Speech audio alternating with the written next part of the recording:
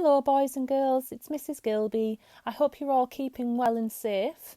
Today I'm going to read you a new book. It's called Beware of Boys and it's by Tony Blundell. Let's see what it's about. This is no ordinary fairy tale and no ordinary small boy. He knows how to get the better of any wolf, and what this wolf needs, he decides, is a very special cookery lesson. Oh, let's read the story. Once upon a time, not so very long ago, nor so very far away, a small boy took a shortcut through the forest and was captured by a hungry wolf. "Silly boy," smiled the wolf and carried him back to his cave. "What are you going to do with me?" asked the boy. The wolf licked his lips. "Why, eat you, of course," he replied. "Raw?" said the boy. The wolf roared. "No," sighed the boy. "I mean, aren't you even going to cook me first?"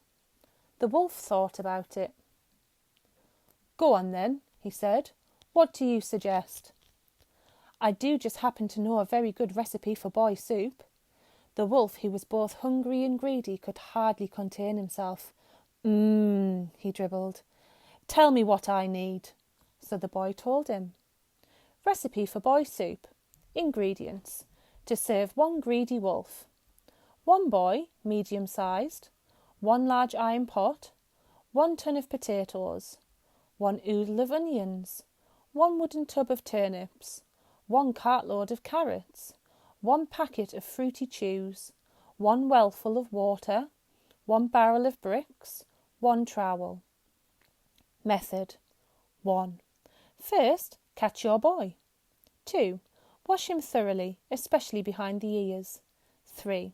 Place him firmly in the iron pot. 4. Add water, potatoes, onions, turnips, carrots and fruity chews to taste. 5. Sit on the barrel of bricks and stir with the trowel until Thursday. Off the wolf ran to gather the ingredients. He raced here and there, to and fro, up and down, round and round, over and under, this way and that. When the wolf returned, the boy checked through everything. "Oh, silly wolf," he said, "you have forgotten the salt." The wolf's face fell. "But you didn't say salt," he spluttered. "Well, not to worry," said the boy. "I've just remembered an even more delicious dish, which, as it happens, needs no salt." The wolf's stomach started to rumble rather badly. "Great stuff," he said. Tell me. "It's called boy pie," said the boy, popping a fruity chew into his mouth, "and it's 3 times as good as boy soup." "Yum," said the wolf. "But you will just need a few things." Recipe for boy pie. Ingredients. To serve 1 greedy and bad-tempered wolf. 1 boy, not too skinny.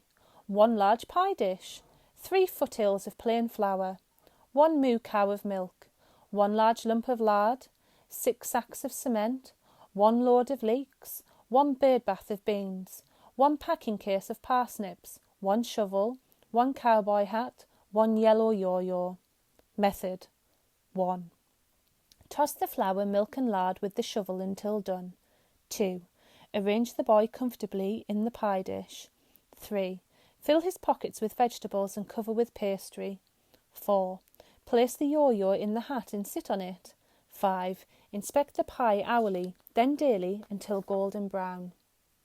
Off scampered the wolf. He scurried here and there, to and fro, up and down, round and round, over and under, this way and that. When the wolf came struggling back, huffing and puffing, the boy examined the goods. "Oh, wolf," he said, "silly wolf, you have forgotten the salt." The wolf went weak at the knees. "But you said this one needed no salt," he groaned. "Well, it does," said the boy. "But never mind, I've just remembered the most fantastically scrumptious dish that ever was, and it definitely doesn't need salt." The wolf had almost decided on raw boy again. He pricked up his ears. "Go on then," he growled. "Tell me." "It's called boy cake," said the boy, "and it's 10 times better than boy pie. And I suppose," sighed the wolf hopelessly, that I will just need a few things. Right, said the boy. Recipe for boy cake.